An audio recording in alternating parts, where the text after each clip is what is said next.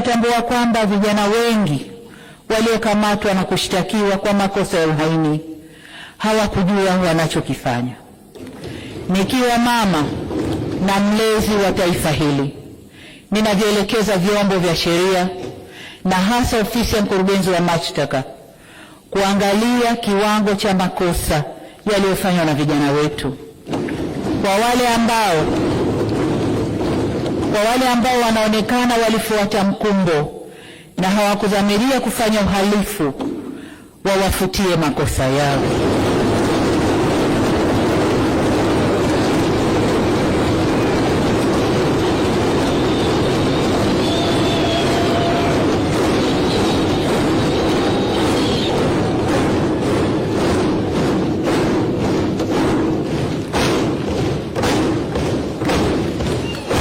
Asante waheshimiwa wabunge, nashukuru.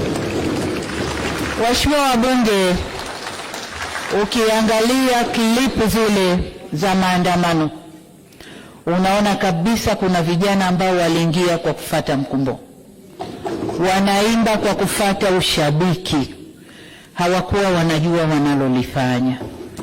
Kwa hiyo kama mlezi, kama mama, ndio maana naelekeza vyombo vya ulinzi na usalama, hasa ofisi ya DPP, kuchuja viwango vya makosa, na kwa wale waliofuata mkumbo basi waseme nao kisha wawaachie waende kwa wazazi wao.